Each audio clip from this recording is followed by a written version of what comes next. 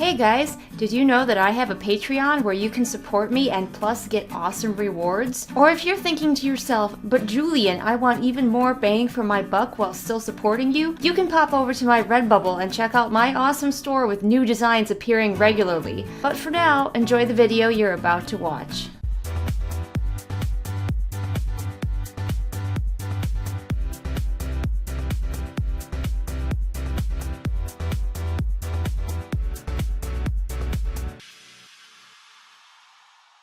Hey guys, it's me, Julian Greystoke. Sorry if you can hear my heating vent going. Spring is coming in Wisconsin, but it is not here yet. So the heat's going and it's kind of loud. I apologize. I'm not gonna wait until it's over. Today I'm wearing my strong female character shirt, and we are going to talk today about a book called The Glass Castle, which is actually a memoir. I don't read a lot of nonfiction. If you've been on my channel for a while, you can attest to that. But every now and then I am in the mood for something a little bit different, and memoirs is pretty much the only kind of nonfiction that I like to read. I had heard an excerpt of The Glass Castle being read on WPR, because I listen to public radio, because I'm awesome like that, and it kind of jogged my memory that I had been thinking about giving this a read, or in my case a listen. So what is The Glass Castle about? It follows a woman whose name I forgot because I'm terrible, who grew up in a really challenging situation. Her parents are really sort of nomadic, they hate to settle down, they have artistic minds, and also a lot of unaddressed mental illnesses. Her father is an alcoholic who is sometimes violent. Her mother, I believe, is bipolar, we find out at the end.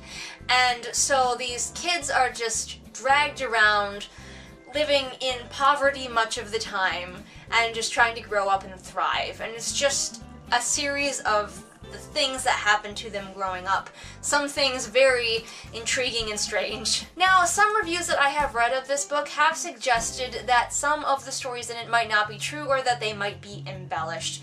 And I feel pretty confident that a lot of them are embellished, especially the ones from her younger childhood that would be harder to remember. Your brain is a funny thing, and when you don't have the details, it fills them in for you, and you come to believe that those are your true memories. I don't know as if I'd say that at any point I felt like this author was lying, but she might be remembering things a bit differently than they actually happened. Who knows? There's a lot of stuff in this story of her life that is pretty intense. But even if it turned out that she did make up some of the stories, it wouldn't really bother me because I quite enjoyed my read, or rather listen, of this book.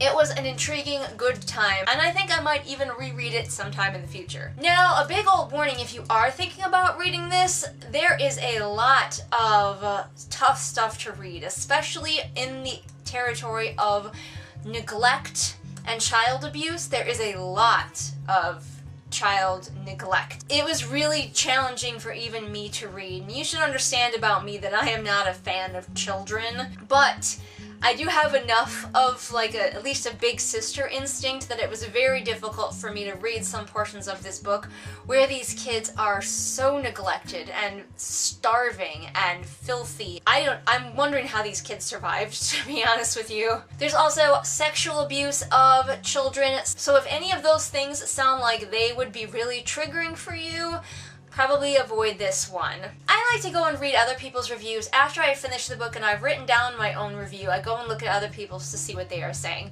And some people did mention thinking that the woman who wrote this story is too emotional and talks too much about how her life and her parents affected her as an adult. But honestly, I didn't get that at all, and I really actually wish that she had done more, especially linking some stuff in her early childhood. She doesn't ever really tell you how she feels about it or how she felt about it until we get to the adult portion of her life, where she does a little bit, but not even that much. Like, it's clear that she's annoyed with her parents, but it's more for her parents that she has to deal with as an adult than it is for realizing how neglectful and borderline abusive, or just straight up abusive, her parents were when she was a child.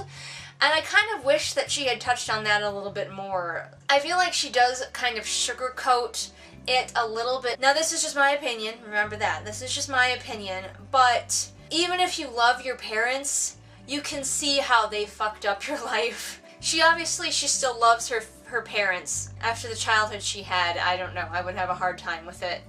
I'll be honest. But I think she sugarcoats it a little bit too much for my taste. Another thing that might be bothersome for some readers is the rampant, undiagnosed mental illness in this book. It is clear that both of the parents have serious mental illnesses that completely go unaddressed until their deaths. And that is also very hard to read about. They also don't have to be living in poverty if they were ever able to get help. They might have been able to get out of some of these really, truly terrible situations that they find themselves in.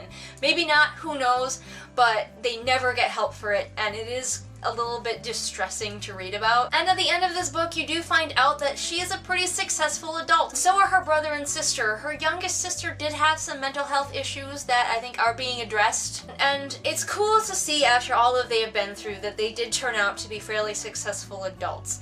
However, I do actually wish that she had talked more, again, about the ways that her childhood had affected her as an adult. She talks a lot about the ways that it, made her strong and made her self-sufficient and self-reliant, but it fucked her up too.